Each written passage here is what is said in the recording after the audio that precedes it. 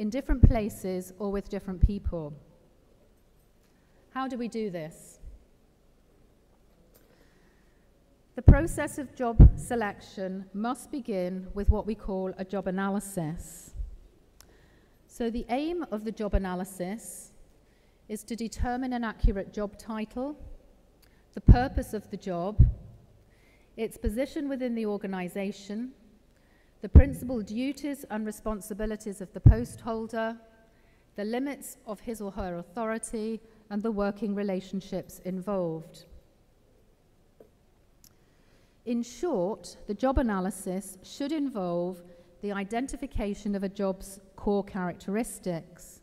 After all, as Stokes said, if you don't know what you're looking for, how do you know if and when you found it? So the process of a job analysis has two main aspects.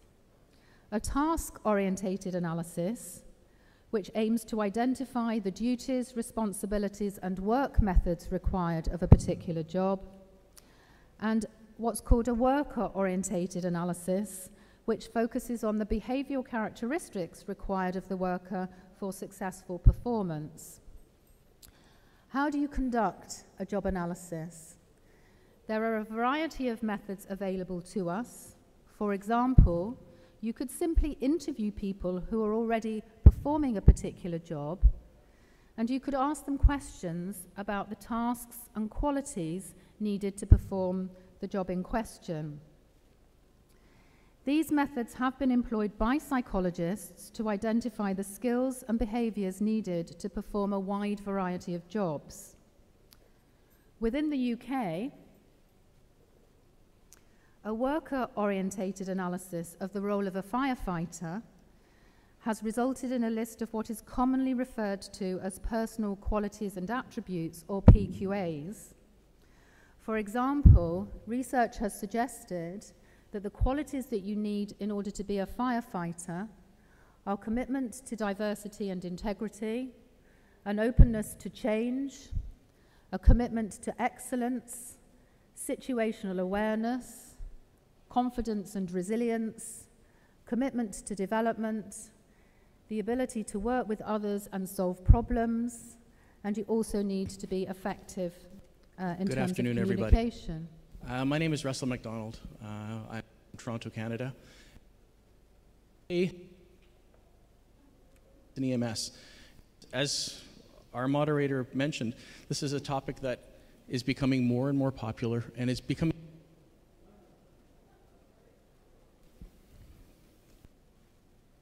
the conference organizers for a very kind invitation to have me here in Abu Dhabi and to speak with you. Shall I finish?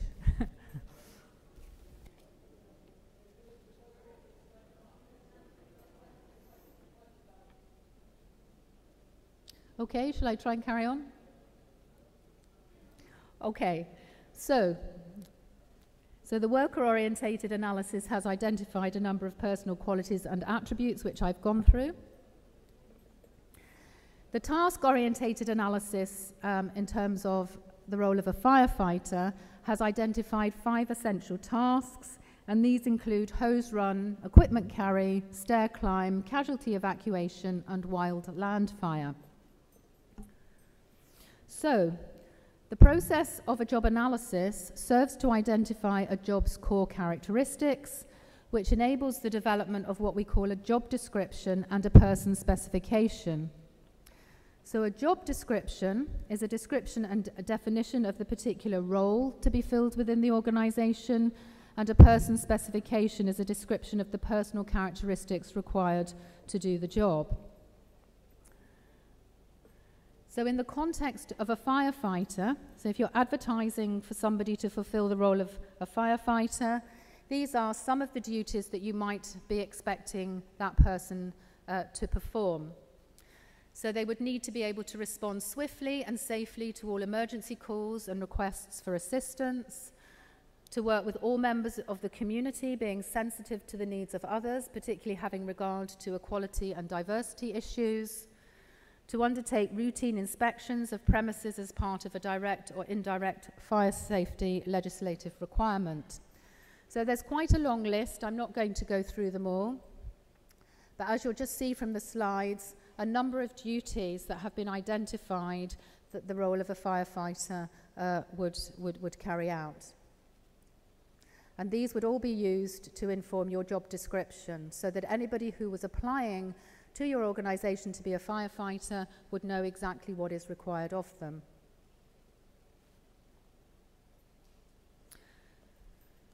Okay, so the person specification for the role of a firefighter might look something like this, in which you've identified the personal qualities, the personal characteristics that you need to be a firefighter, and you can differentiate between those that are essential and those that are desirable.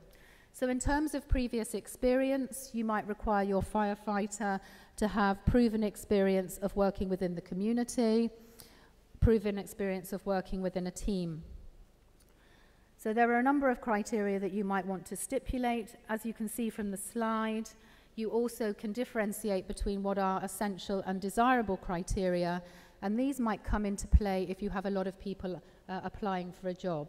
So you then might want to use your desirable criteria to differentiate between people. Once this process is complete and you have identified exactly what it is you are looking for, you are then ready to begin the recruitment process. So this is when that you would put out your advert to encourage people to apply to your organisation. The aim of the recruitment process is to attract potentially suitable candidates so that your organisation doesn't waste time and money examining the credentials of people whose knowledge, qualifications and experience do not match the job requirements. In other words, the recruitment process can be quite costly, so you don't just want anybody to apply. You want to make sure that the people who are applying to your organisation are appropriately qualified. In so doing, the recruitment effort needs to find an appropriate source through which to locate individuals who are potentially suitable. And you also need to provide the kind of information, as I've said, which is going to allow people to decide whether or not they are suitable to self-select.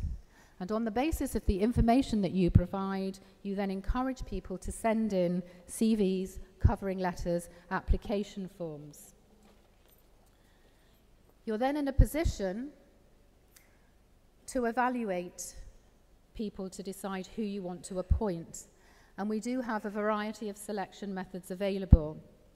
The two most common are the interview and psychometric tests. Now, I've already suggested that the informal or unstructured interview isn't appropriate, but there are a number of things that we can do with it. So as I've said, according to Heriot, it's inevitable that the unstructured or informal interview is going to result in bias, because there's no standardized format, so reliability is likely to be low. It's rarely based on a job analysis, so not based on the process that I've just described. And it's a social encounter. So as we've seen already with things like the similar to me effect and the use of stereotypes, it can encourage, it's a social encounter, so it can encourage those things and flaws in the decision-making process.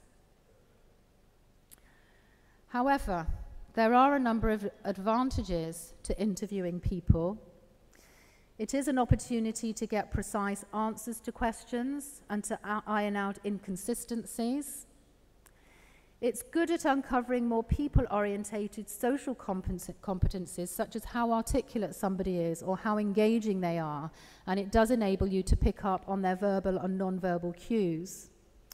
It creates a social experience, giving the company or organization a human face with which a candidate can identify. And it helps to establish a psychological contract, which helps to sustain employee motivation over time. So what I'm suggesting is that we will want to interview people in order to decide whether or not they're suitable to work within our organization, but we will want to conduct that interview in a certain way. So we will want to conduct structured interviews whereby we design questions that are related to the criteria needed in order to perform a particular job. So the questions that we ask during the interview will be devised as a result of carrying out a detailed job analysis. We will want to make use of interview panels because interviews will be more effective or more reliable, more valid if more than one person is conducting the interview. We need to train our interviewers in impression formation. So we need to make our interviews aware of the flaws that they might be prone to in the decision-making process. And we want to put the interview in context. So we will use the interview, but we will use it in association with some of our other selection methods. So just to reiterate, interviews that are based on a job analysis do in fact have relatively higher validity than those that aren't based on a job analysis. And there are different types of interviews or structured interviews, some of which I've listed here. But basically they're all based on designing questions to assess the competencies that are required in order to perform a particular job. In the context of the firefighter within the UK, the personal qualities and attributes that have been identified that I showed you earlier are used to construct questions which are then asked in a structured way during the selection process. And the 5 firefighter personal qualities and attributes that have been assessed are working with others, commitment to excellence, commitment to development, commitment to diversity and integrity. In other words, the questions that are asked to select somebody for the job of firefighter will assess those 5 criteria. The structured interview used in the UK to select somebody for the job of a firefighter lasts up to 1 hour, and it's split into 4 sections. General introduction, which lasts 3 minutes, warm-up questions, which last 10 minutes, and then very structured questions, which take up the bulk of the interview, followed by a closure of 2 minutes. Practice booklets are distributed to candidates in advance of the process, and this allows them to familiarize themselves with the style of the interview, the types of questions that they might want to expect, and it will also give them preparation tips. Typically, a panel of 2 people will be conducting the interview with a designated interviewer and a separate note taker. Detailed guidance notes are provided for the interviewer. The note taker is expected to record at least 70% of what is said in order to create an accurate record of the interview. An answer key is used to guide the allocation of scores. Scores allocated and notes taken are reviewed at the end of the interview, and an interview report form is completed which can be used to provide feedback to candidates whether or not they have been successful.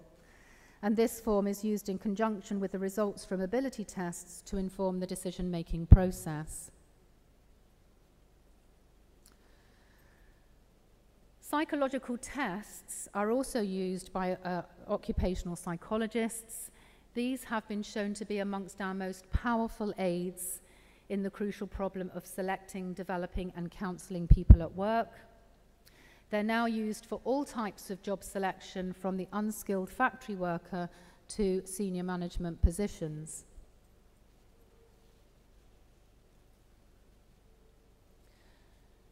In the context of recruitment and the selection, we have a range of tests at our disposal. We have ability tests, personality questionnaires, in-tray exercises, work samples tests, and interest inventories or questionnaires. Why are tests used? Occupational tests have been devised to assess the criteria that we've identified following a detailed job analysis. They will also have been subjected to reliability and validity assessments, so that the data produced during test development will give us confidence that the tests we are using are reliable. That is, they will give us consistent results each time we use them, and that they are valid. That is, they are measuring the criteria they were designed to measure. Norm data also accompanies tests. This allows us to compare an individual's performance on a test with a representative sample of people so we can determine how well an individual performs relative to others. In most parts of the world, reputable publishers restrict tests to those who have had training in their administration and interpretation. So you can't just go onto the internet and Google occupational tests and find tests readily available. There are two main reasons for this. One is to stop candidates gaining copies of the tests prior to selection, because if people were able to obtain the tests, then the reliability and validity of the tests would be lost. And it's also to help prevent their misuse and misinterpretation, which is costly to both applicant and employer. Here we just have some of the different categories of occupational tests. So they're assessing a number of criteria, looking at our ability to reason verbally, numerically, diagrammatically, etc. Whoops. Okay, so I can't go back, but the previous slide was just identifying the three main areas or three main types of ability tests that firefighters might be asked to complete. They might also be asked to complete what we call work samples tests, which requires the applicants to perform tasks or work activities that mirror the tasks employees might perform on the job. Now, okay, so what I have here now, I hope, is a video that's going to summarize some of what I've said in the context of selecting for the job of a firefighter. So could we please play the video?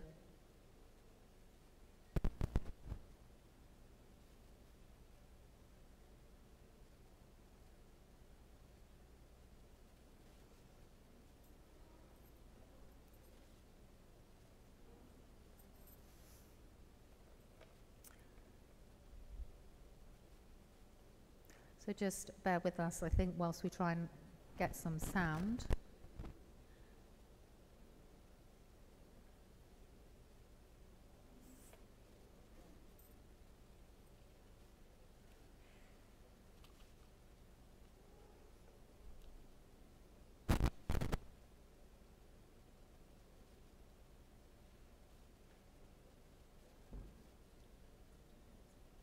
Okay, well, this is nearly the end.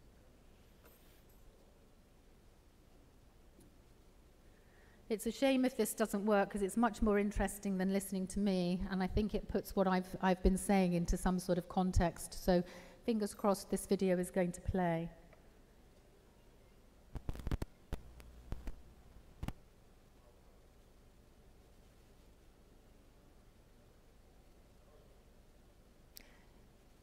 It did play earlier on when oh.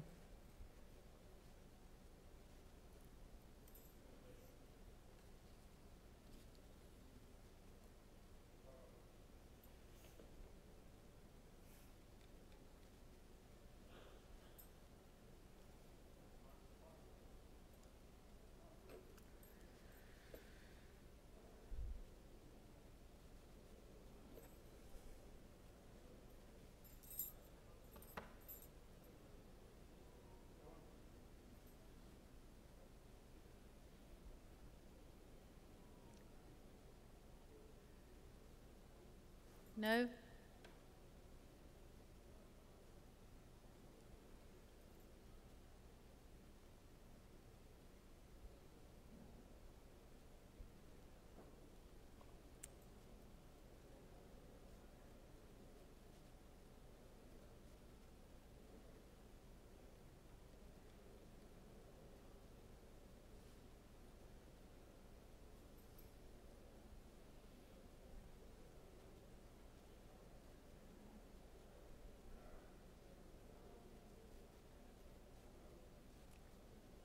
I don't know, are you going like that? Is it not going to work?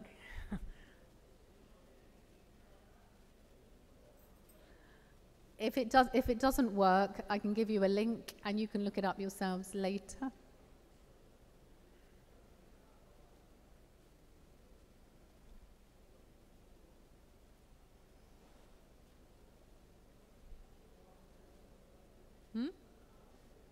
Well, I can't finish it. I don't have any slides to finish.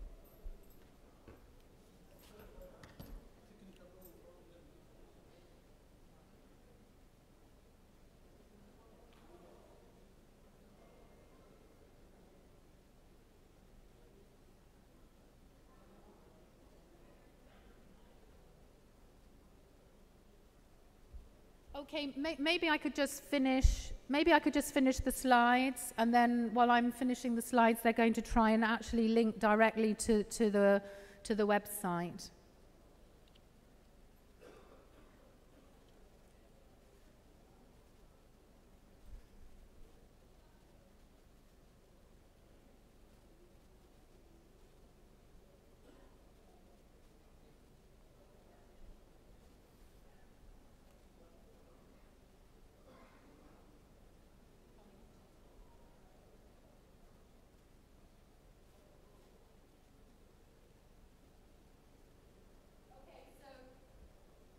I'll just finish off without the slides.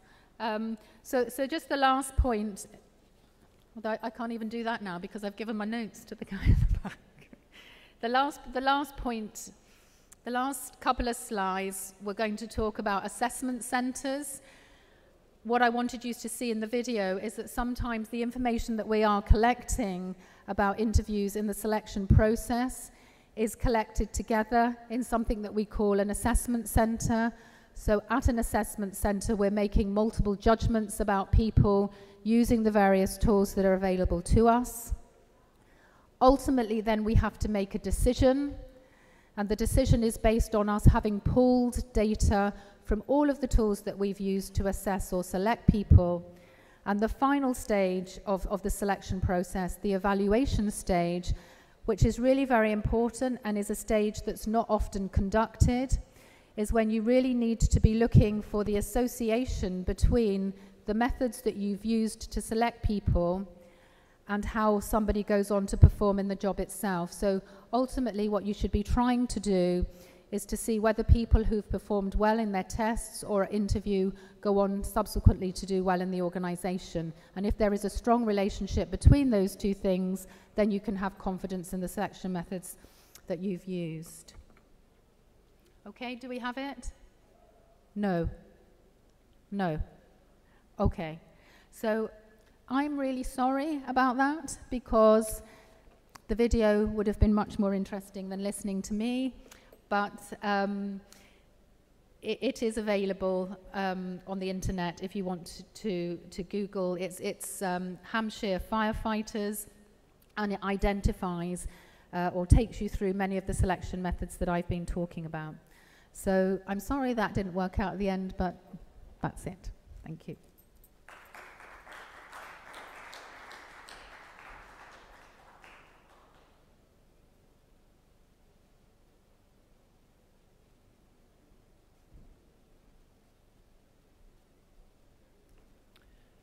Thank you very much, Melanie, and for those of us presenting, we all know about the perils about trying to use video. We don't seem to have cracked that in conference halls yet.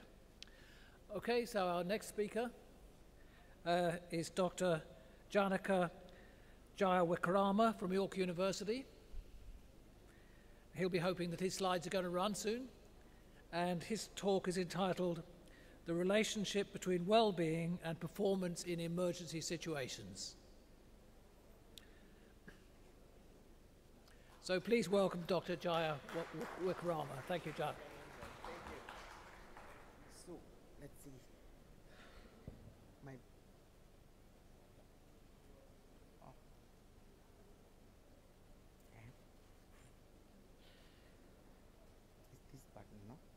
Which button I have to press?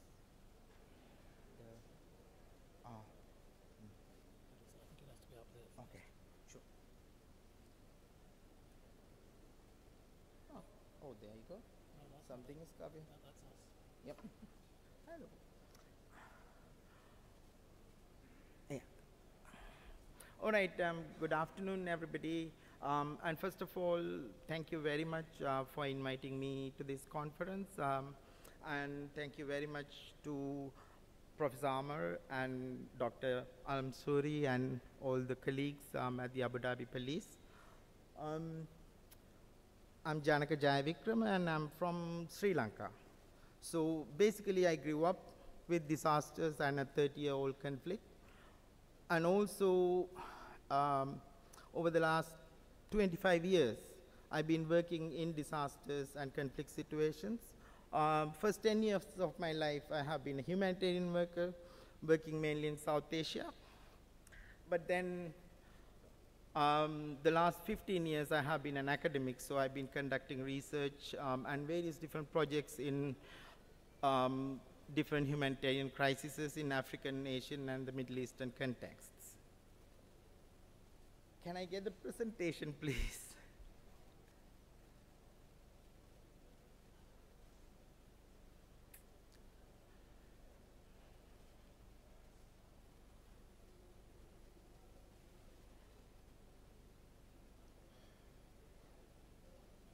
Sorry?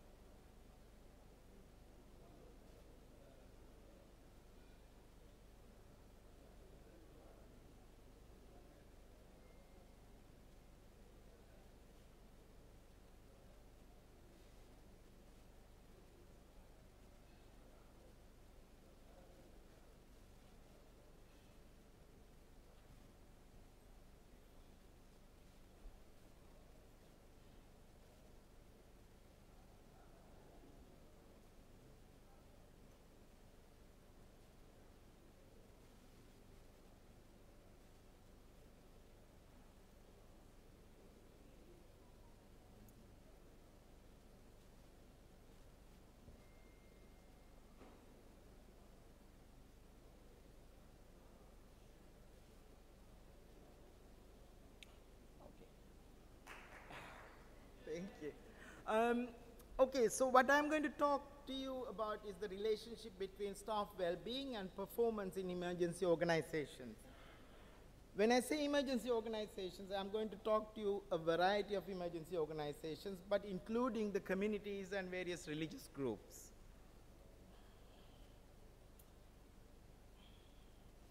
So much of I'm going to talk to you is based on my work, research, education, and practice. And also, I'm not necessarily telling you this is all truth. What I want you to think about is what's relevant to you and what's useful to you. And as I said, over the last 25 years, much of my engagement has been with humanitarian emergency workers from different parts of the world. And much of my methodology is qualitative and collaborative, and it's ethnographic, but most importantly, the analysis has been done by the staff members themselves. So before we go into the details, let's think about emergencies. What we sometimes forget about is, as human beings, we are part of nature. If we think about that there is no sunlight, we have 3 to 6 months to live. If there are no earthworms, we have about 3 months to live. But if there are no humans, the nature will flourish. So it's important to understand who we are and where we are in the bigger system. And then we come into the picture. We build buildings, structures, and all the things. And when humans collide with nature, that becomes an emergency. If there is an earthquake in the middle of the desert, we wouldn't call it a disaster. If there is a tsunami in the middle of an ocean, we don't call it a disaster. This is very important to remember as any emergency worker. And when you think about emergencies, there are only 3 types that we deal with. First one is about life. Second one is about health. Third one is about the environment, both natural and the built environment. Then when we look at the emergency management cycle that we all use, much of the money goes into response and recovery. More and more, even at a global level with the United Nations, we see very little money in terms of mitigation and preparedness. Sometimes there are no resources for that. However, it's very important to think about mitigation and preparedness as emergency workers. As I said, much of my engagement has been with different groups or different emergency services, from military police, fire services, emergency organizations, hospitals, health protection agencies, environmental protection, Red Cross and Red Crescent movement, and also, most importantly, community and religious leaders or religious groups. So when we think about an emergency worker, we are spending more time about interaction and communication in relation to the emergency. However, what we forget or what we sometimes ignore is that we all come with our own social, cultural, political, economic, and environmental contexts and the influences we bring into the situation. All our attitudes, our values, that are our lenses, the way we see and define the situations, are based on our context and our influences. In that, our parents, our teachers, our religions, they all tell us how to look at the world. And that's very important because as an emergency service provider, the way you define your emergency, the way you define your engagement is based on that. Of course, we have our guidelines, we have our procedures and all of that. However, what we again need to remember is that as an emergency service provider, we are also part of the community or the society. So when we look at the core competencies framework from the Emergency Planning Society in the UK, again, it's interesting to see all these different categories, all these different elements of an emergency worker. However, what is interesting in this is we talk about knowledge and understanding, which actually should formulate our attitudes, are not there. It comes much later. And again, the focus I'm bringing here is around that today. And then again, we look at the emergency management practice framework. The individual, the professional, and the community is about technicalities. It's good to have technicalities. However, we need to think about facilitating those technicalities within the emergency worker. Nobody tells you how to maintain your integrity. You need to decide and develop your own framework for that. However, in terms of training, in terms of your own experiences, it needs to be facilitated. It needs to be thought through.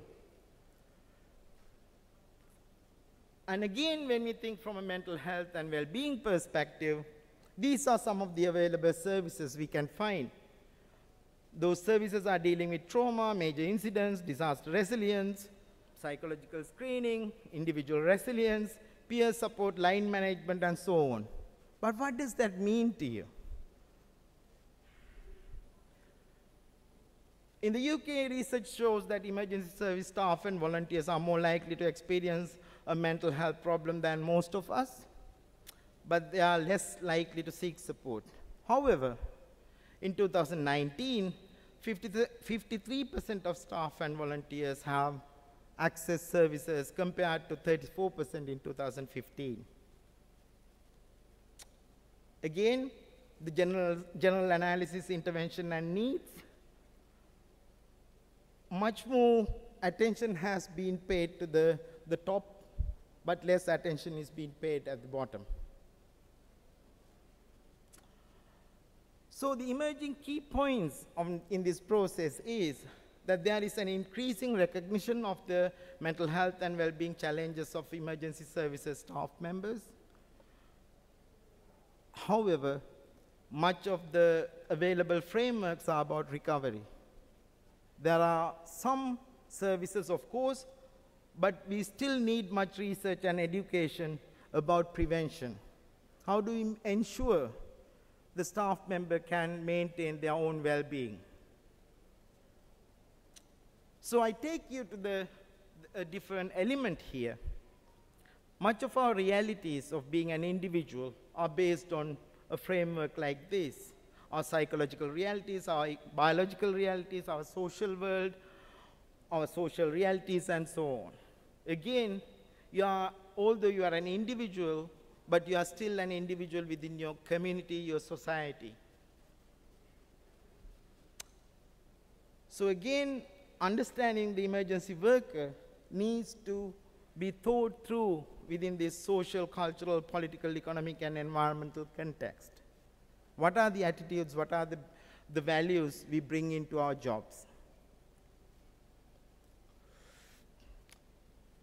So based on my work, again, since 1999, collaborating with various different humanitarian and emergency workers around the world, we have thought through about a collaborative process, mainly to strengthen and deepen the skills and understanding of staff and volunteers that are working in crisis situations. Also to put forward a different mechanism for improving self-care and well-being, to build on abilities and resources of staff and volunteers to empower themselves to find their way in the challenge of helping others. And again, the methodology is participatory, collaborative, flexible, and again, in terms of ethics, we always look at the local ethics and international ethics. I come from the University of York at the moment, so we have our UK ethical frameworks. However, if I'm in a place like northern Iraq, I look at the available ethical frameworks there. May not be necessarily institutionalized, sometimes cultural ethical frameworks. So in that, what we have been doing is, first to understand yourself or understand myself. So when the Nepal earthquake happened in 2015, a group of British doctors was sent to Nepal. Within 3 days, they returned back because they couldn't deal with the destruction, because you don't know yourself. Similarly, after the 2004 tsunami, British police got involved with DVI. Again, a policeman came back and sued the government by saying that he is traumatized. You don't know yourself. It's important to think about, before we put in a situation or we go into a situation, am I ready to do this or not? It's an important aspect of your process.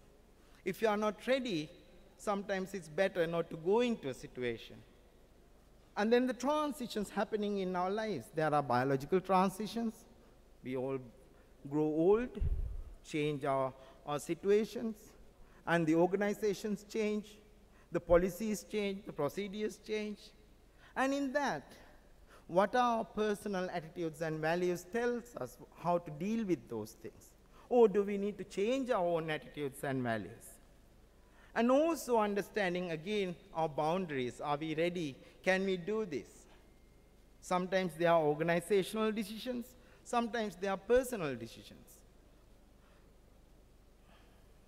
Then, in terms of emergencies, what we are doing is to help communities. And again, do we understand our community? In Abu Dhabi or in UAE, more than 70% of the population are migrant workers, speaking so many different languages. So do we understand that community if we are to engage with them in terms of prevention of emergencies or responding to emergencies? And how do we define these problems of emergencies? How do we make sure that the community has the ownership of the solution and the responsibility of the process? It's important because, as I said, if we can prevent emergencies, that's our success. And again, how do we plan our action, even at a very local level? Again, who owns the action? Again, finally, as an emergency worker, you need to certain things let go, let the community take the ownership. There are certain elements you need to hold on. So these are some of the different aspects to think about. So in that, we label this whole process as concepts of care, mainly because in most cultures, most languages, the meaning of care has a deep understanding. And this is a framework that can facilitate practitioners to understand their strengths and weaknesses, build their confidence to look for help when needed, encourage them to help each other, become comfortable to care for others while caring for themselves. And also, finally, most importantly, to become joyful in what they are doing. The moment you are joyful in what you do, your efficiency, your effectiveness, and your relevance increases. Think about days that you are very happy. The days goes like that. When you are unhappy, the day is still going. So that's the whole element to think about. In conclusion, what I'm arguing here is that facilitating inner resources and strengths of emergency services staff and volunteers improve their performances. Recovery is always useful. However, prevention pays off. And it is important to bring the human into emergency services because emergency workers are not supermen or superwomen. You are also part of the community. You are also human. You need to be taken care of. That's all I have to say. Thank you very much.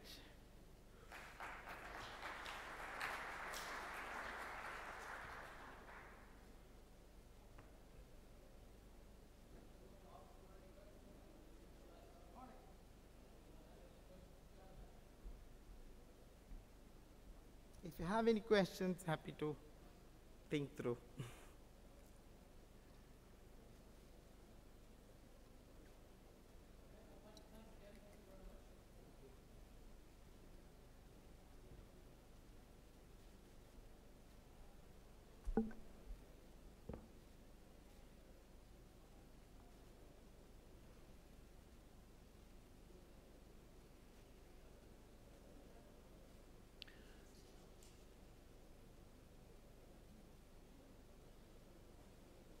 So the third talk in this session is by Professor Mark Hannaford.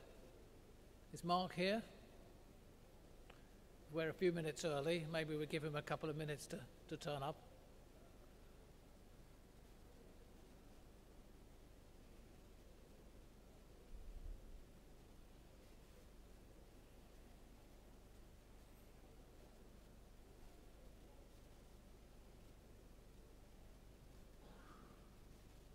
I saw him at lunchtime, so he'll be here in due course, but we're running a few minutes ahead of schedule.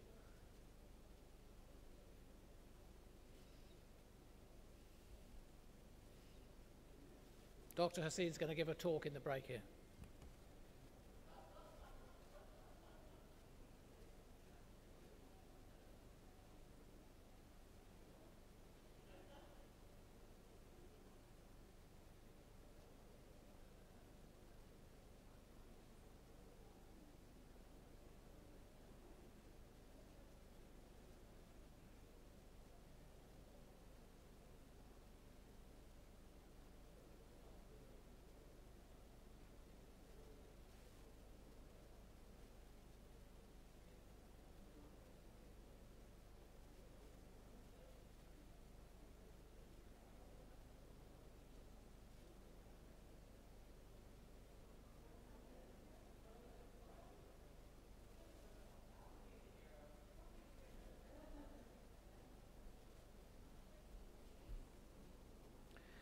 Because Chantal is in the room and Mark's on his way down, we'll reverse the order of these two papers.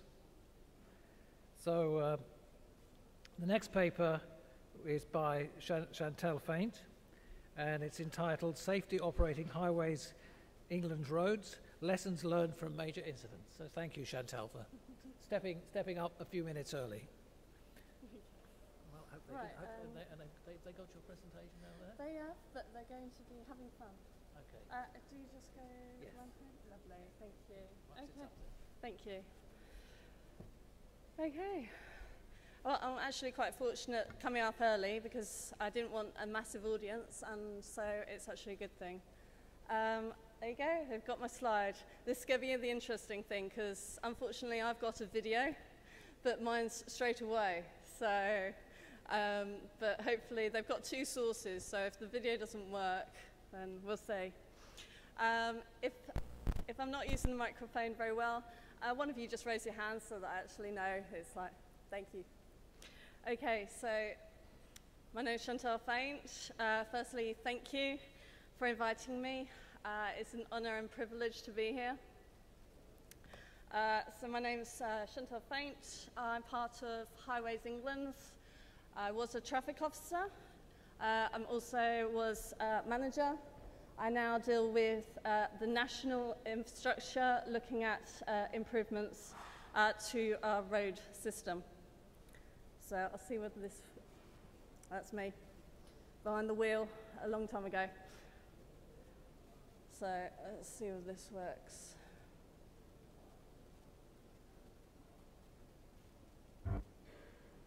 No.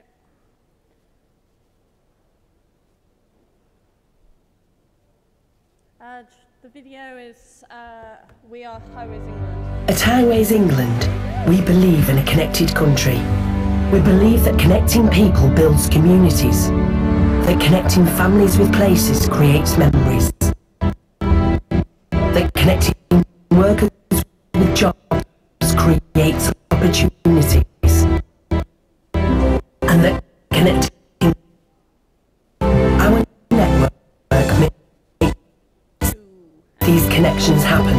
4 million a day, and we make them happen safely, reliably, because we're the ones who never sleep, the ones who strive to improve our major roads and motorways, the ones who quietly design and plan, build and run, with pride, care and experience, because our network is vital to the running of the country. And smoother, city to countryside, mountain to coast, wherever the people are. What connects them is England. What connects... Yeah, no, there was definitely a bit of a sound issue there. But literally, so Highways England. We manage 4,300 miles of motorway and A roads.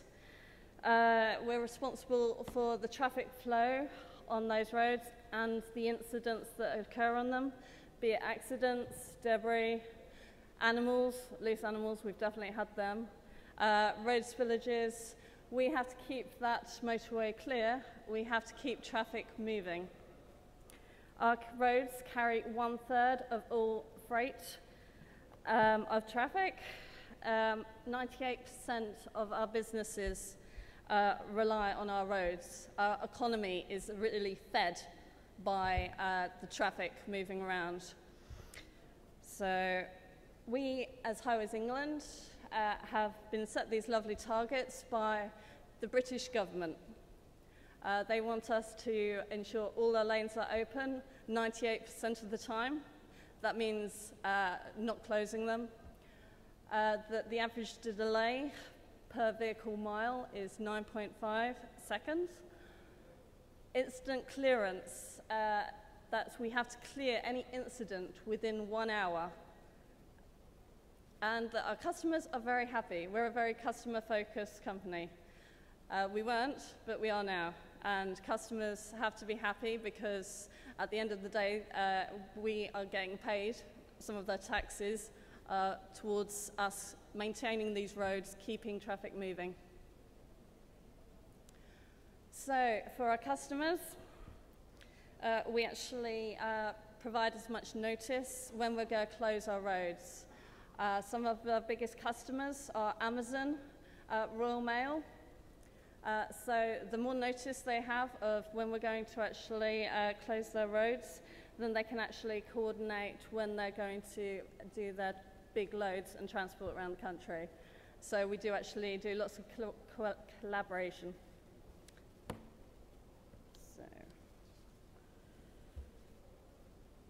Right, so we look at national, local events and potential impacts that might affect our roads. We have had Fathers for Justice, that's the bottom right, not sure if you guys can see it, but that's a guy in a Batman suit on the side of a gantry. Strangely enough, when we have protesters on our infrastructure, we're not allowed to let traffic drive underneath them in case there's a risk that they might actually fall on one of our motorists. We also have big events, that's just Brands Hatch Superbikes, but we also have big political events that I'm going to discuss later on. We also have abnormal road movements. This can be any shape, size. We have had them crossing over our big Dartford River Crossing Bridge over the Thames. And we have to coordinate when they're going to be travelling because we do not want them travelling during peak rush hour time because they will cause chaos. So we will actually get them to travel early in the morning, late in the night, and we will work with them so that they do not impact on us. We also check that they're not going to encounter roadworks because sometimes our lanes are restricted due to roadworks. So we obviously want them to get through rather than actually blocking our roads. So we inform our road users. We use different methods of communication. We do use radio, we use Twitter. We are definitely using social media more. We, in addition, have our road signage. Red X means that lane is closed. Obviously, mandatory speed limits if they've got a red ring around them. So, just some more communication methods that we use, wording to just help reinforce that.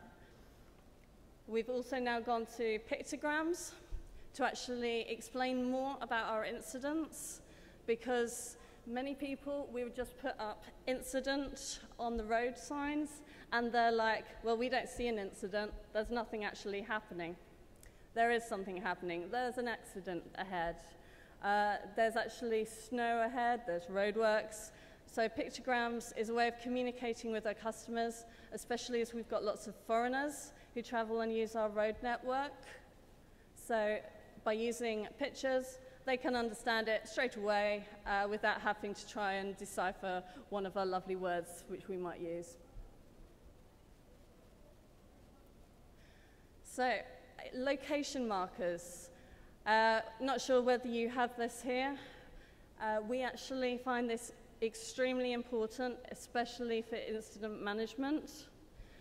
We have location markers every 100 meters because we want to get down to that specific location of where that incident is happening so that we can actually see where our nearest resources are, but also so that we can ensure that we get people to the right place when an incident occurs.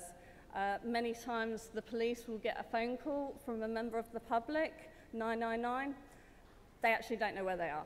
They'll say, I'm on the M6, junction 6 or something, and there's an accident. Yeah, guess what? You're traveling through Kent. You've traveled on the M25. You're nowhere near the M6. But thankfully, because we've got these signs, people can actually now give us, we're just like, where's the nearest sign? Oh, I can see one. Tell us what that says. Brilliant, we know where you are. We can get the emergency services to you. So that's actually really important in terms of location, where you are. So just something to bear in mind. So we have lots of, Highways England invests a lot in innovation. We're wanting to continuously improve the way that we work. We've got a mobile barrier there. That's to keep a separation between our road workers, those that are doing road work, digging up the road, and actually the travelling public. We don't want anyone actually dying just because someone's strayed into our roadworks. We've also got some smart road studs there. They light up all the time. You don't need headlights to light them up, which is great for like Formula One or that kind of Fast and Furious. I'm sure many people just want to turn their lights off to see whether those lights are working, and I think they do. So we've introduced smart motorways, which has given us an increased capacity on our roads, 33%. We have had to, though, install CCTV, which gives 100% roadside coverage, because now there's no place of safety. We've removed the hard shoulder. So we also have to have infrared capability in case, because most of our roads, they're not always lit like they are over here. We're an awful lot in the darkness. It's meant to be environmentally friendly, but it does mean that people don't see incidents unless it comes up into their headlights. So it's actually very important that we at least can see it. Then we can set signs to actually say, don't go in that lane, otherwise you might come across a stationary vehicle. So hence we also have now got radar. This also gives us 360-degree coverage with a radius of 500 meters. So this will actually detect incidents for us with pedestrians walking on our roads, debris in the roads, and again, stranded vehicles. It will actually alert our staff in our control rooms of actually, there's something here, the radar's picked it up, what is it, check it out, create a job if need be. So, as I said, clearance rates, that's one of our targets, 87.5% clearance rate. This is actually due to the high cost to actually us closing a lane on our motorways. A 4-lane motorway full closure costs the economy £214,000 for just an hour. This will rise to 3.4 million when the closure is in place for 4 hours. So, to help us manage and clear our roads and our incidents, we have introduced traffic officers to help us manage our incident clearance rates. So we have the whole of the UK, and we have actually split this into 7. We have 1,600 traffic officers, distributed to actually cover the high number of incidents that we have. So some of these slides I will whiz through. We identified we need the right people in the right place at the right time. So this is, we actually do a lot of measuring of data to identify trends and patterns, to actually plan where our resources are positioned. So this just gives a detailed analysis of number of traffic collisions, where are our hotspots. That's the next slide, actually. So we can actually see you've got that lovely ring there, that circle. That's the lovely M25. So, and it has many hotspots, but during different times of the day, obviously rush hour, that can pretty much be red all the way around. So, having the right people in the right place at the right time means you have to have the right people. People have to be motivated. They must want to actually do the job. They must want to actually clear incidents. So we actually do care a lot about our staff's welfare. We also give them the skills and the training so that they feel confident to actually do the job. We actually also have to look at the processes. We have got some legal powers. We're not the police, but we do have legal powers. We can stop and direct traffic. And when there's, especially if there's a risk of anyone having been caused harm.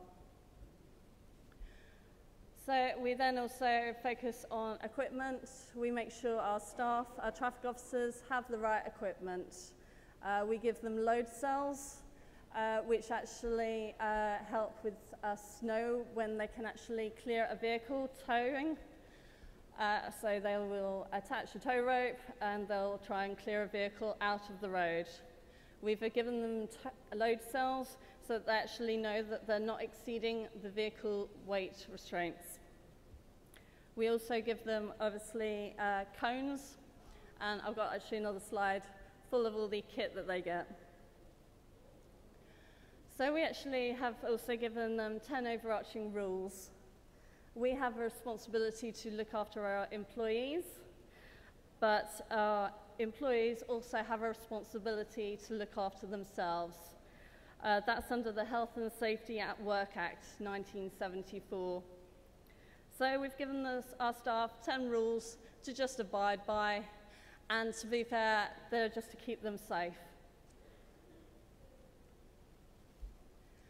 So we've got work instructions.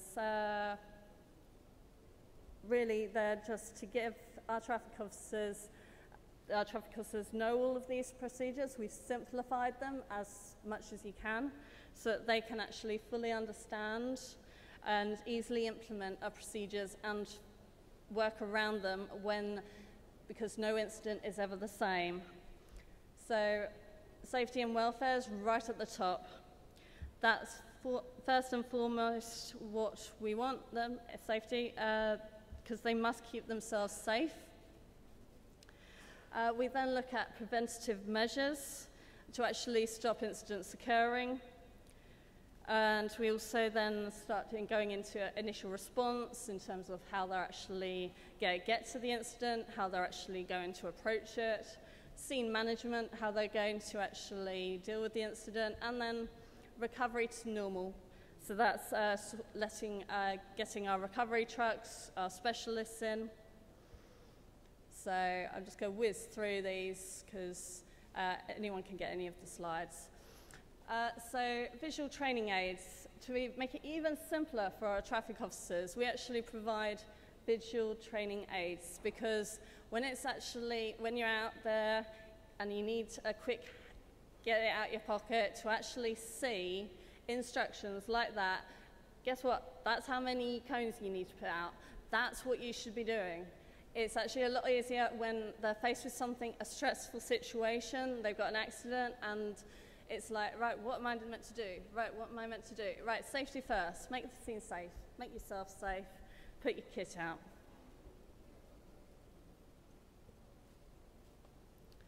So that's our standardised kit.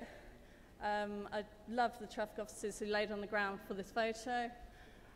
So yeah, we've got 20 miniature cones because we're emergency traffic management. They're not meant to be there for long periods of time. Yes, we've got divert arrows, we've got lighting. Our tow kit is very important in terms of clearing those vehicles. We also have Spagsorb. That's to actually help with diesel spillages. Because diesel is actually very corrosive to our roads when it goes into contact with asphalt. So we actually, due to the cost of actually repairing our roads, we provide our traffic officers with spill kits so that they can treat it so that we don't have to resurface that road due to a diesel spillage. So we have actually standardized the layout of the back of the vehicle. Simple. But we were finding that we had 7 actual areas, and all of them would put them in slightly different places initially, back in 2005. So by standardizing this, we can actually, any traffic officer can get in any vehicle, know that the kit's the same. It also helps making sure that they can easily do a quick check, making sure that they've got all the kit that they need at the start of the shift. We also put up on the back of our vehicles, vehicle variable messaging signs. That's just to help advise motorists and actually control them. We do rolling roadblocks. Don't pass means that you actually can't drive past the traffic officer vehicle. We also use incident screens. So incident screens give us so that's just going around the incident to help us maintain traffic flow, and obviously because we want people to not see anything traumatic, and by using these incident screens, traffic can just keep going because they can't see the incident. They don't know what's going on behind that screen. So access to scene, so this is very operational. So we need to get first aid responders, emergency responders to the scene of the incident as quickly as possible. We'll use our traffic officers to escort our first aiders to get to the scene, be it making a path through stationary traffic. That's like fire engines, usually they're slightly bigger. We don't want them having to get out of their vehicles to speak to motorists to actually find a way through. We've got good bullhorns, we'll force a way through. We've also had to use our bullhorns and do escorts for snowplows to actually get snowplows to have a clear area, because they can't snowplow when you've got motorist vehicles in front of them, otherwise they'll be taking up the vehicles instead. So we've got emergency motorway access gates, because there can be many miles, kilometres between junctions. Our emergency services use these as it gives them access from side roads. As I said, we also will close off lanes in an incident. So we do now find motorists who use lanes where the red X is showing because they shouldn't be using it. That is so that emergency services have a direct path to get to the incident. We also will facilitate emergency access for first flow. That's stopping both carriageways so that the emergency services can use the opposite carriageway to get to scene, or in front of the incident coming back from the previous junction, just because it might be quicker than them trying to fight their way through traffic, and it's like in proximity to the nearest emergency response. Also, by actually stopping all traffic, this gives access to air ambulance to land, because we're providing that safe, sterile area for them. Right, so incident management. So Highways England brought in a clear initiative. That was because we found many people were doing their own things. Fire would come across an incident and park across the whole road, even though only one lane was affected and the vehicle wasn't actually smoking and it wasn't that serious. It was like, right, well, we need you to actually park on the hard shoulder. Don't obstruct the carriageway. We'll have the ambulance. They would just turn up, stop everything, and they would take the casualties from the cars, possibly walking wounded. They'll get them in the ambulance. We wouldn't know what was going on. Knock, knock, knock, hello, what's going on? Yeah, they're still in there treating. Yeah, it's just a walking wounded. They're just checking whether mum's going to come and pick them up. Our road is being held for, and this is money to the economy. So we actually have brought in this initiative, which is signed up by all the emergency services, to actually have a clear guidance in terms of what's everyone's priorities, so that we're more collaboratively working. So we also have to think about, when we do close our roads, where we're going to put our traffic that use our roads. So we've actually had to look at the diversion routes. We actually use symbols to communicate the routes that people need to use, and we'll display signage. But we have to make sure these diversion routes are suitable for the types of vehicle that use our motorways. So there will be the width, the height, and the width, weight, and height. Yeah, restrictions. Yeah, that's all three, isn't it? So we have to think about them. So we also will pre-plan recovery resources. When we've, say, got roadworks in for a long period of time, we don't want vehicles breaking down. We'll get pre-recovery actually positioned.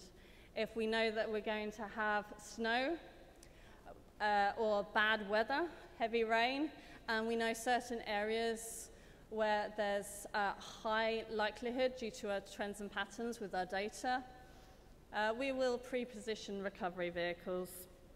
I know it sounds easy, but it makes it a lot quicker to clear incidents by having that pre-recovery.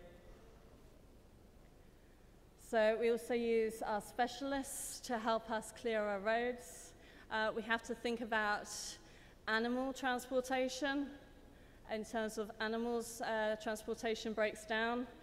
Most of the time those vehicles, especially with horses, they can't be recovered where they are. We actually have to transfer those horses into other vehicles. There's a lot of things to consider when it comes to animals. We've had chickens, we've had cows, we've had pigs, we've had everything loose on our roads. We need to make sure we've got sufficient transportation to get them off. So we also have to make sure we've got specialist cleanup crews following serious traffic incidents. We can't let anyone drive through any nasty materials, should I say.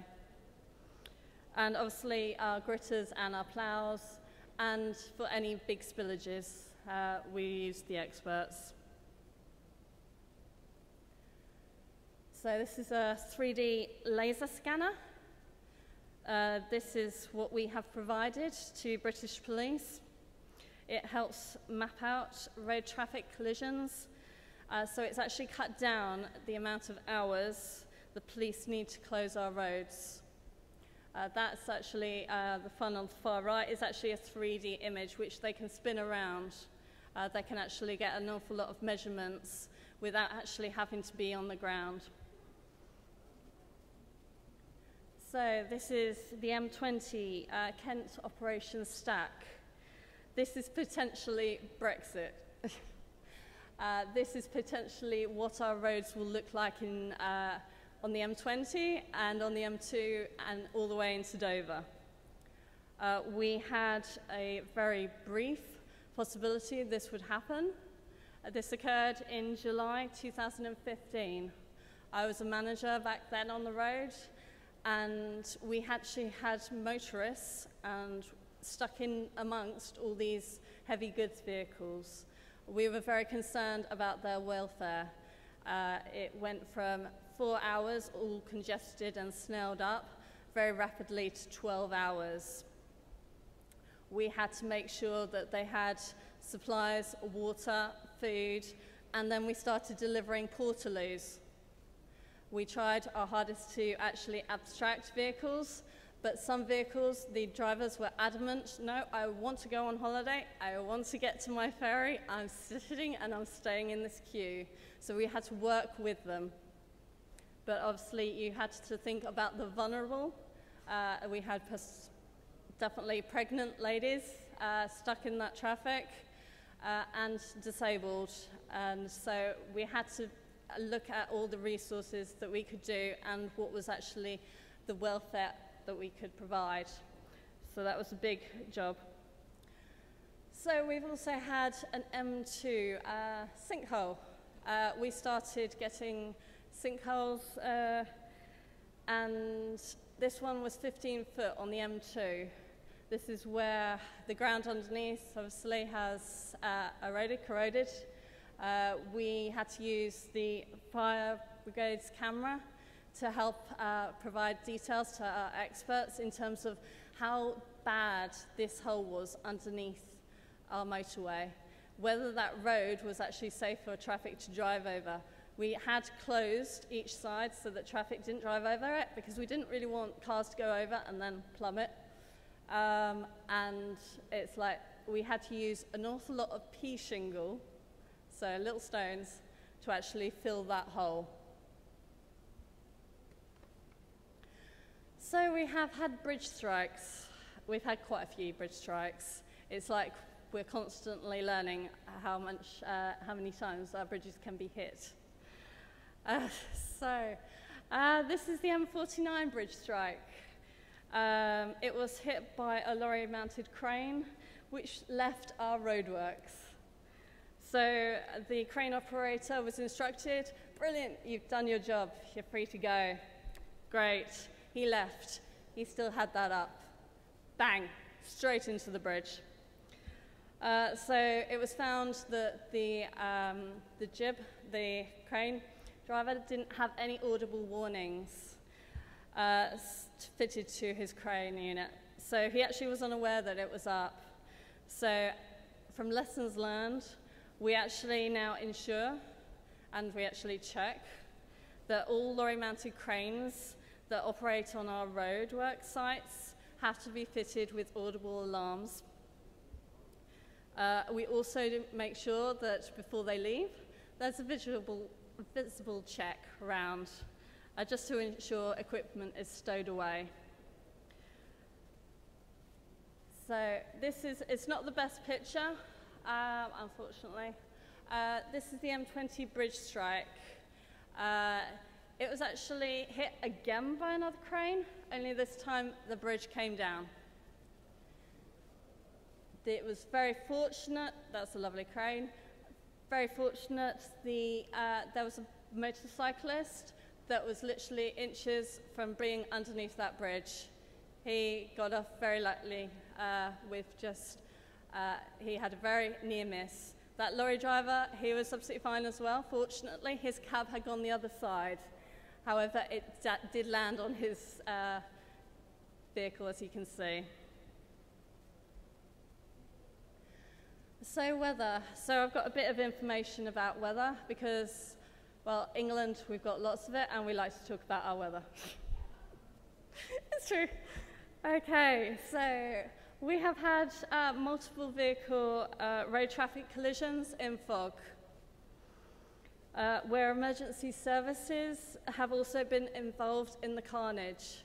So they've been advised that there's an accident and they've headed towards, then they've become one of these vehicles involved in the accident due to the extent of the fog.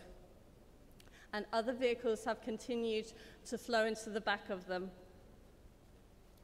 So on 4th of November 2011, we had a 31 multi-vehicle accident on the M5.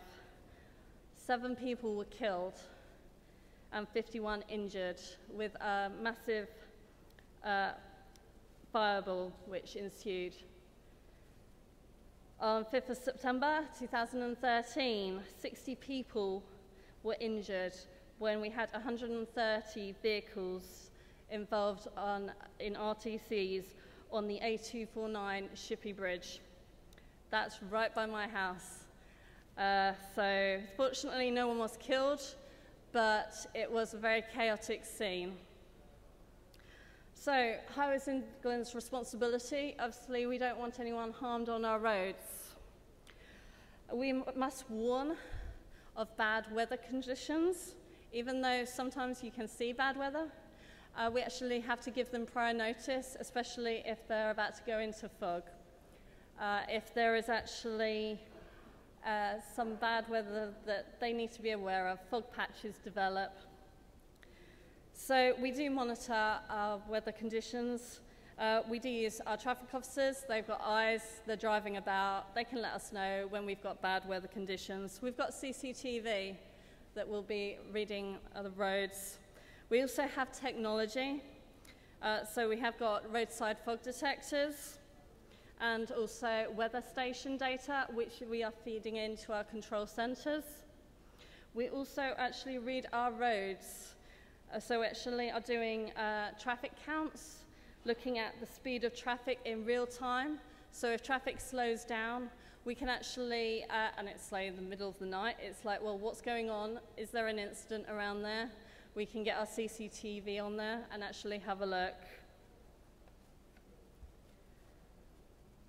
So we've got a few health and safety concerns that we have to work with. We do get oncoming vehicles. That's where vehicles are driving towards you. They've taken a wrong turn, or they've just slightly intoxicated, decided they're going to drive home. Sorry. We've also had road closure breaches. Roads are closed with cones. We'll have vehicles actually dip into the cones and they'll just keep on going where our road workers are working. So obviously we've got this very big safety concern there. We also get hard shoulder closure breaches. So that's where cars will run the hard shoulder. It's not a running lane, but if there's an incident, there's lots of traffic, people will use it. We also do, as I said, traffic officers do rolling roads blocks. So that's where they move the vehicle across the road, keeping traffic back with the don't pass. So we do have vehicles like to try and speed past us, and that's a risk in terms of if we've got an incident in front, because they might actually be hit by this speeding motorist that doesn't realise that there's an incident in her head. So the next one's, this is We Love the Public slide. And we do love the public. They're keeping us, they're using our roads. The problem is the public can be a bit naughty. They throw bricks off bridges that will hit windscreens. We've had pedestrians, that top right one, that's 2 Swedish girls who decided that they were going to try and run out in front of traffic. So we have got, we also got hazard chems, spillages, which obviously that's just for our road workers when they're actually dealing with incidents and there's hazards. I've added the slide of cocoa. That's because we had a massive spillage from a cocoa lorry. This cocoa lorry was great because the cocoa kept self-combusting, so catching fire. It also brought lovely little foreign spiders with them, which was lovely. They were fluorescent yellow, lovely little things, and they were crawling everywhere. So that was a new thing that we'd lovely brought into the country, and they were having a field day on our motorway. So we had great fun trying to clear up this cocoa because the dust cart, as it were, the sweeper, the cocoa was so fine, it's like you would be sweeping up this cocoa and the cocoa dust would be coming out the top and raining down, so we were covered in cocoa. So it was great for, we had a few, this was just one carriageway, so we had closed that carriageway. The opposite carriageway was open because we were like, oh, it's not affected by it. Yeah, they had a lovely load of cocoa dust all over their cars. So we got a few complaints because, as I said, we're very customer focused. So I don't know if the next one's going to work. It's another video. Possibly not. Yay, thank you.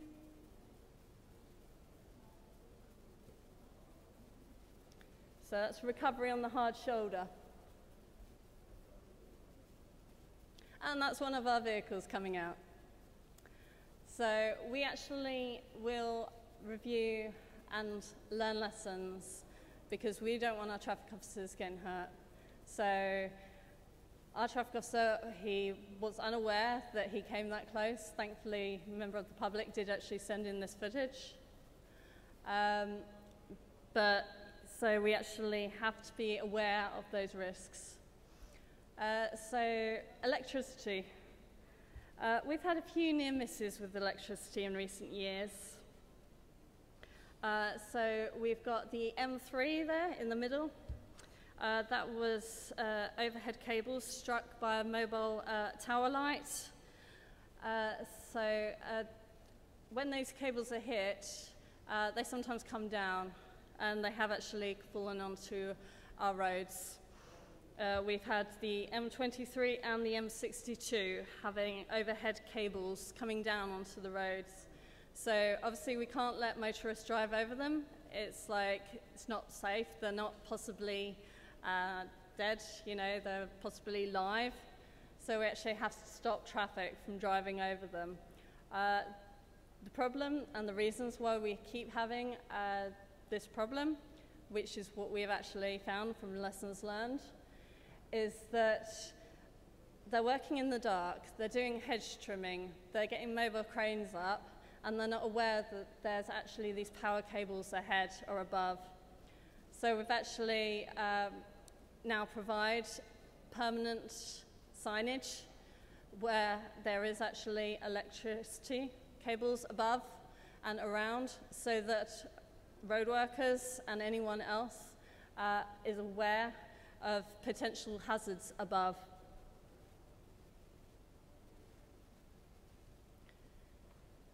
So our road workers, we work with them. They're part of us. They help us keep us safe. They do get hit. This one got hit from a lovely motorist falling asleep, drifted into the back of the vehicle.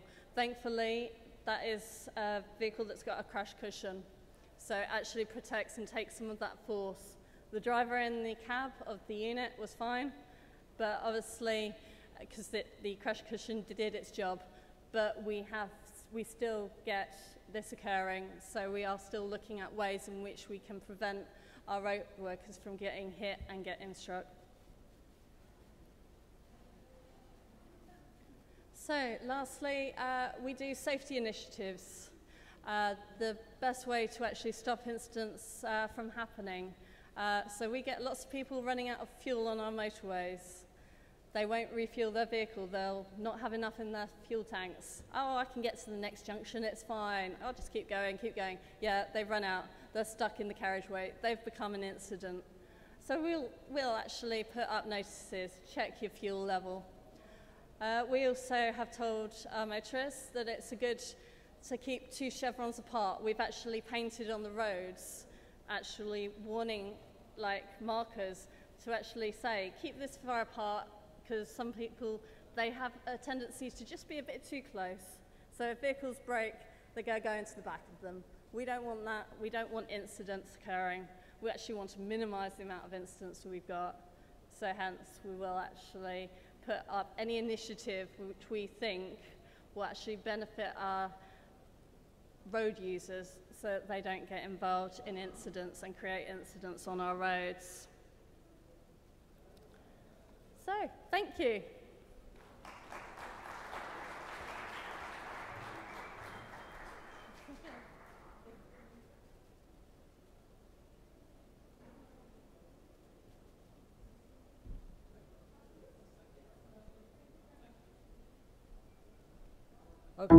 because we changed the sequence, what I'm going to suggest is that we carry straight on and take Mark Hannaford's paper now. Are you agreeable to that?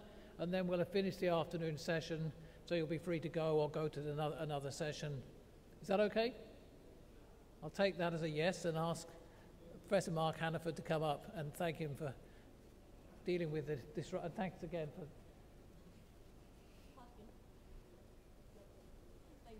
Thanks again for taking a few minutes early. So our next paper in the session, in fact now the last paper in the afternoon, because we've altered the sequence, is Professor Mark Hannaford from the Centre for Extreme Medicine in Exeter University, and it's called The Future of Extreme Medicine and Its Overwhelming Approach to Disaster Settings. So thank you, Mark. Thank you very much. A bit of luck. Okay, I hope it will work. The videos work as well.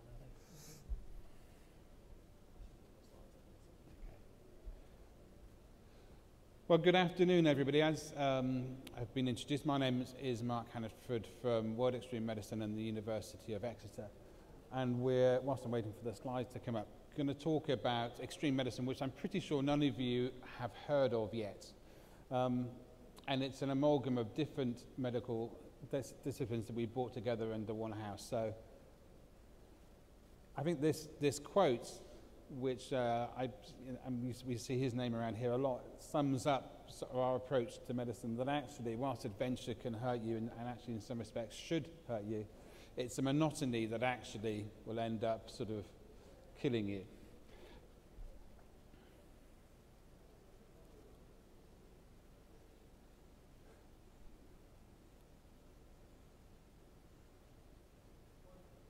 Where do I need to point it? His direction, okay, there you go.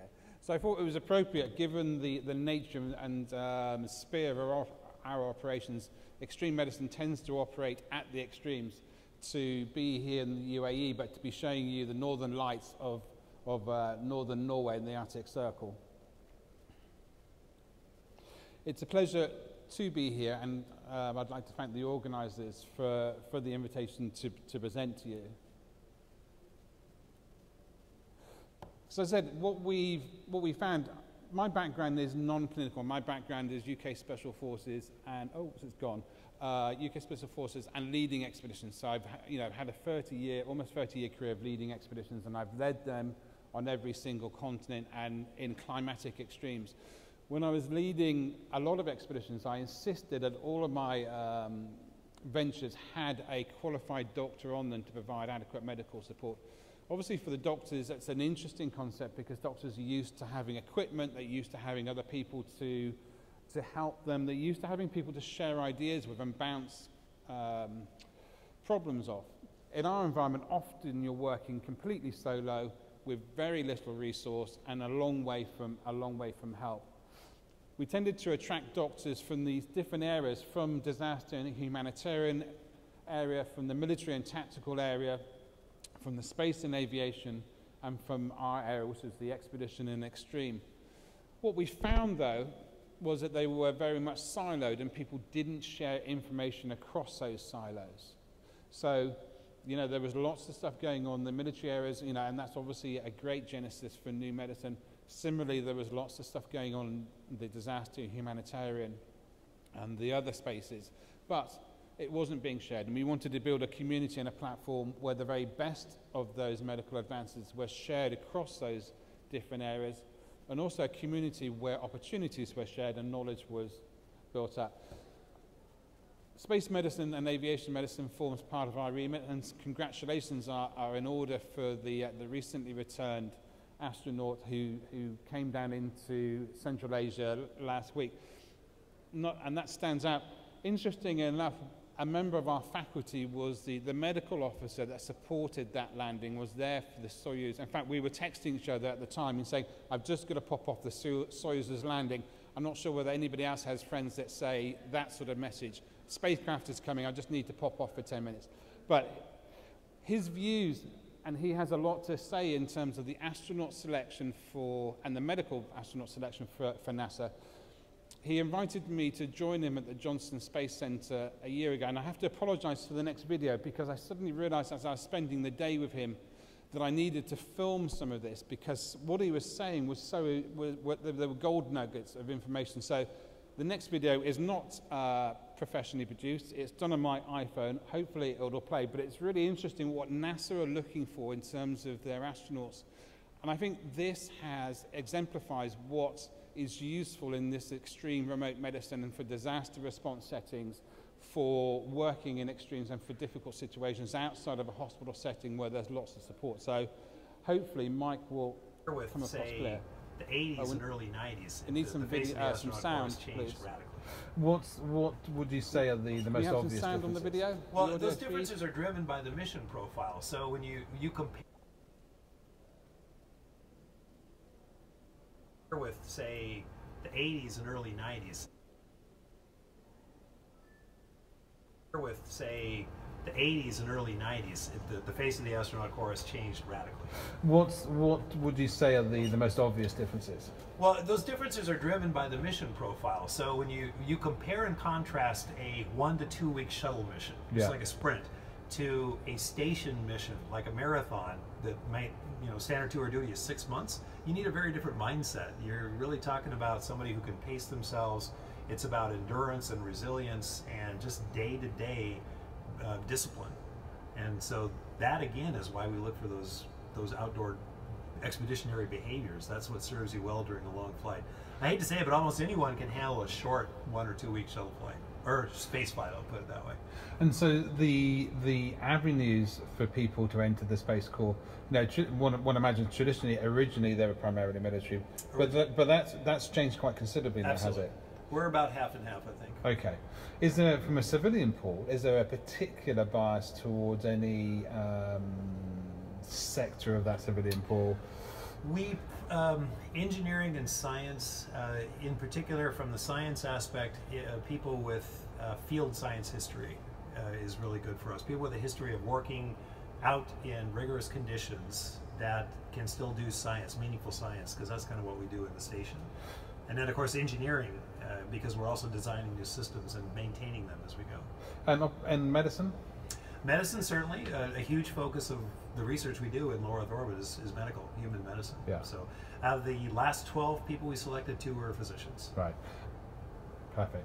And particular types of physicians?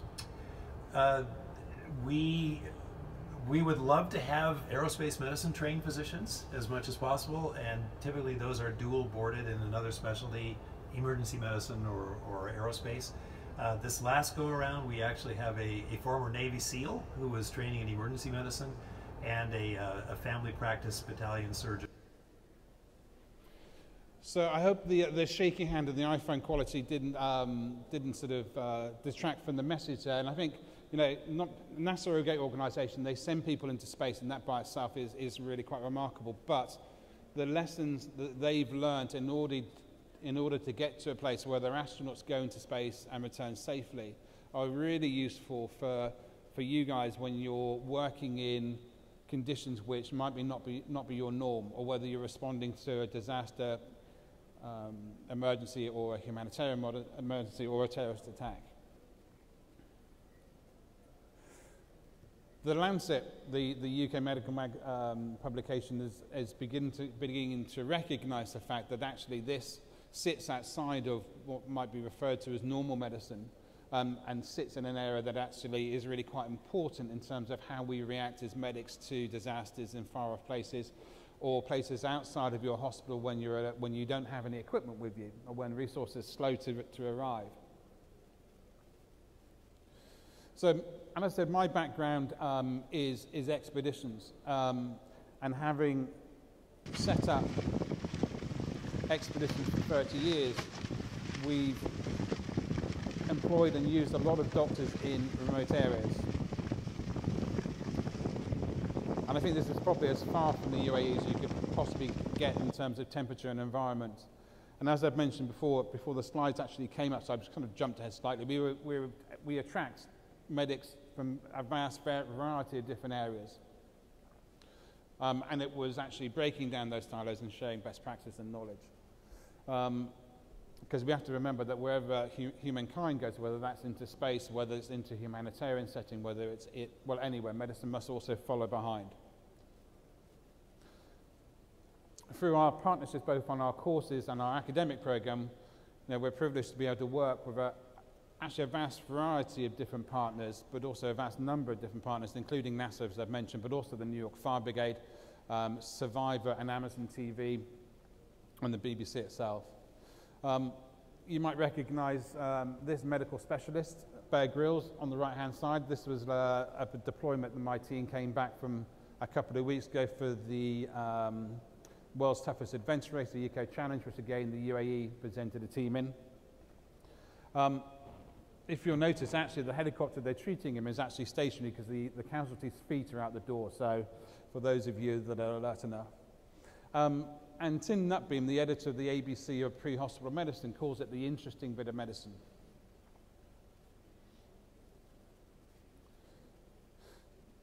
This doesn't just come out of nowhere. In fact, there are a number that, this type of medicine has been practiced for many centuries, and I'm just going to focus on one example from history in terms of, why and where this came from. And also a slightly more whimsical example of why Dr. McCoy is actually a really useful example to you guys if you deploy into the film as part of a medical team. This quote by Carl Sagan implies that actually agriculture and medicine have contributed more than all that, but actually warfare itself has contributed so much to the field of medicine. I wonder whether the equation is complete. I'm not saying the wars are good, but whether the balance is actually slightly more favourable than he would suggest. So Dominic Lanerie was Napoleon's general, Napoleon's surgeon on his retreat from Russia, and what he noticed was that the officers in the army were getting much more significant frostbite injuries than the conscripted people, and the reason, he was trying to work out the reason why, and he discovered that actually frostbite injuries are best kept frozen. If you get frostbite, keep your hand frozen until you can get to medical care. On the retreat, of course, the officers were being allowed to sit by the fire because they were officers, they were the gentry, they could sit by the fire, and as a consequence, their wounds were reheating. And then as they left the fire and continued their retreat, they were refreezing again. And with each of these episodes, their frostbite was getting worse and worse, whereas the conscripted people, while suffering the cold much severely, were having less impact in terms of the frostbite. And then McCoy, I think, shows really well that the role of a medical officer or a medical team, often within a bigger structure of a response, or whether that's an expedition or an event, will actually be not only their medicine, but they're expected to be an expert on absolutely everything from how to fix people's personal problems to what the group energy is like and interacting with the local community. So you need to realize that actually you need to fill out a number of different roles if you take on a role as a team member in a deployment. And of course, compassion is the biggest things that machines can't learn. And he ended up being Captain Kirk's sort of personal bartender, his confidant and counselor. And I think actually in remote areas and deployments, that's exactly how you'll find it.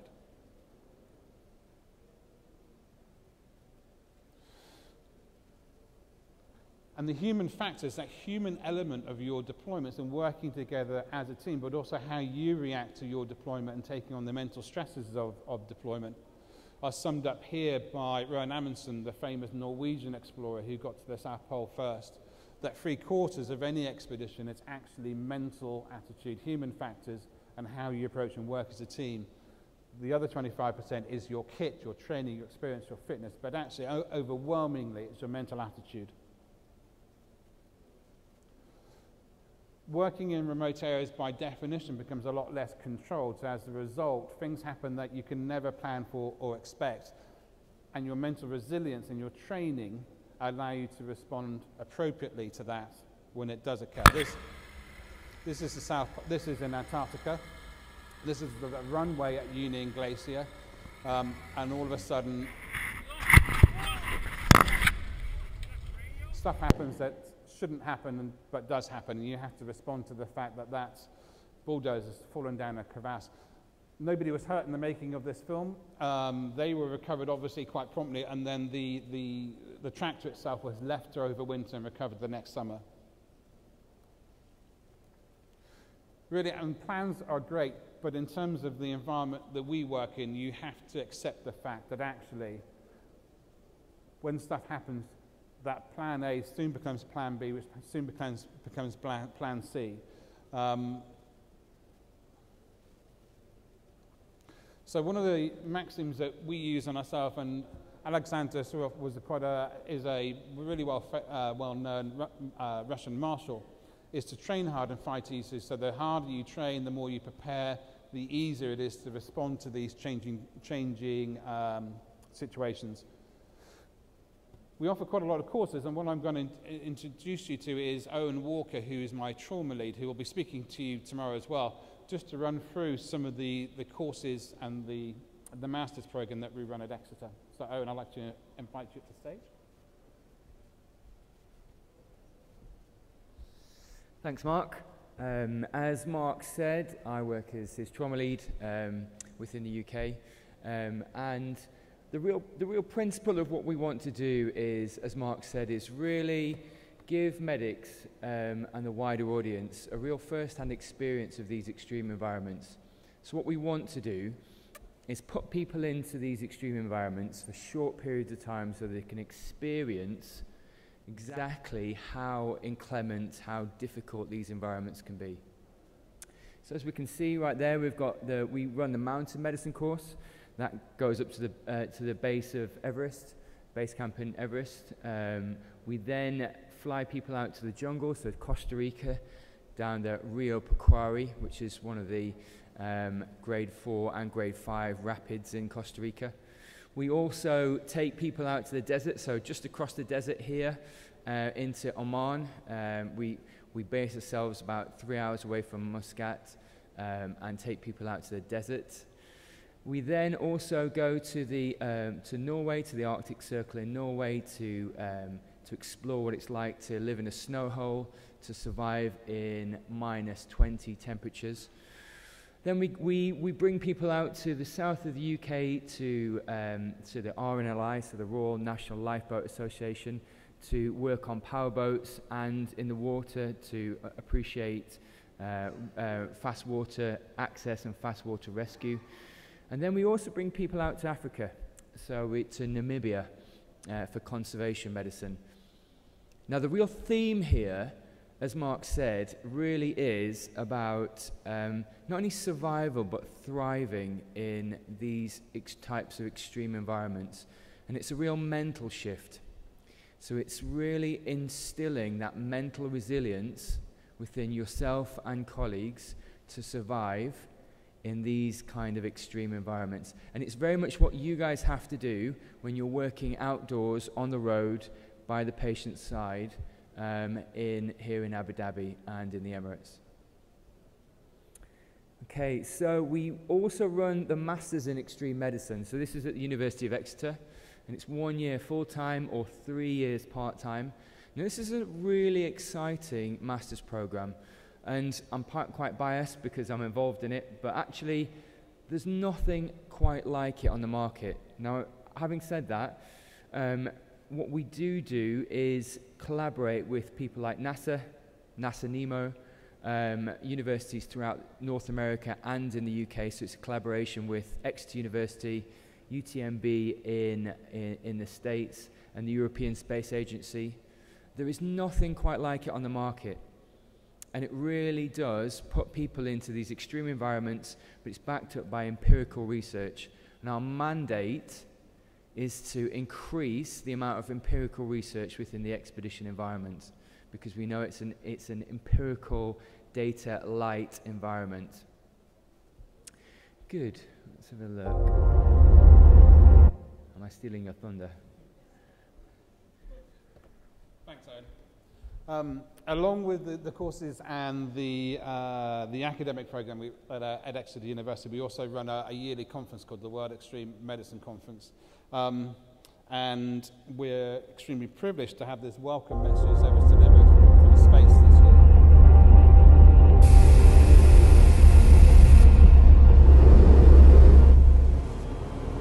Hello everyone, and greetings from Earth Orbit. Welcome to Edinburgh and the 8th Annual World Extreme Medicine Conference. This incredible city is home to many medical and scientific innovations that have shaped the history of the world. I am Dr. David Saint-Jacques, Canadian astronaut, astrophysicist, and physician, currently wrapping up a 6-month tour of duty here on the International Space Station. In my prior work serving remote communities in Nunavik, northern Quebec, I gained a first-hand appreciation for the challenges of providing quality medical care in isolated places. Working in expedition, wilderness, humanitarian, or pre-hospital medicine means operating in environments not too dissimilar to working in space. You have chosen to embrace the challenges of treating patients away from the comfort of traditional teams, facilities, and processes, usually with limited equipment and often in environments that can be hostile or even dangerous to human beings.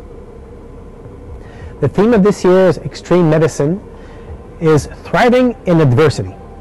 It is aimed squarely at equipping you with the skills you need to effectively practice medicine in these places, whether treating children or high-level athletes. You are invited to get involved with practical workshops and listen to incredible people who've worked in some of the most remote and austere environments, each one exploring how we can thrive when providing on-site medical care. These scenarios include the heat of a military operation, sudden onset natural disasters, polar regions, and marine environments, just to name a few. So, whether you're the medic on a humanitarian mission in Syria, providing the medical cover for a sporting event in the Namib Desert, or working 220 nautical miles above the Earth, the lessons you'll learn over the next 3 days will be invaluable. You will be shown not only how to pursue your dream career in the world of extreme medicine, but also how to thrive in it. So enjoy the next few days, learn from some of the best, and take time to share your experiences. I wish you a successful and inspiring 2019 conference. Bye-bye.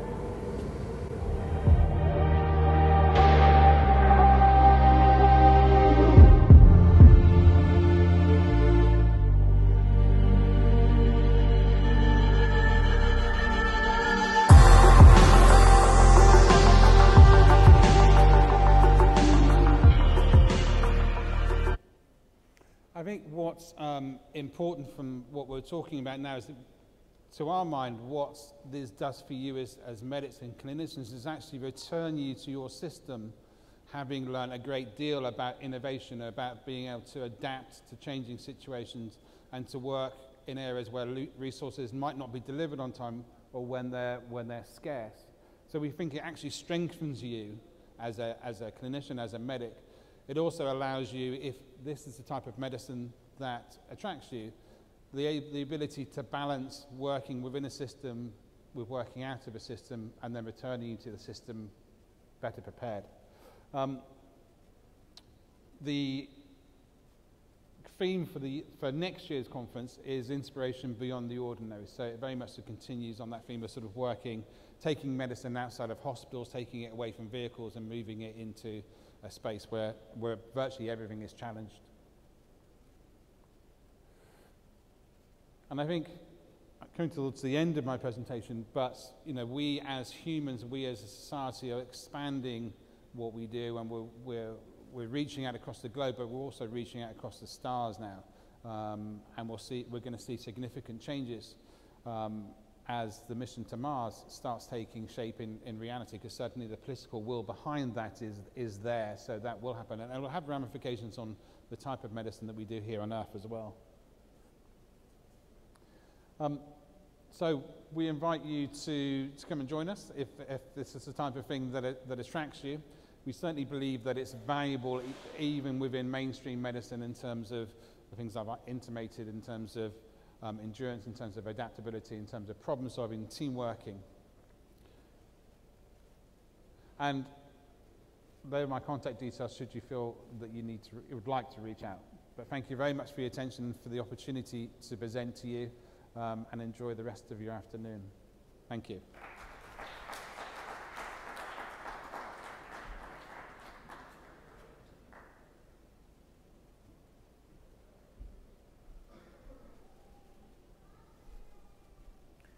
Thanks very much. I'd just like to wrap up this session by thanking all the presenters for a very excellent and diverse set of papers. along with the ones that we heard here this morning. I think they represent an extremely interesting range that the conveners managed to bring together for this conference. So perhaps we could finish the afternoon by giving all the presenters another round of applause. Thank you very much.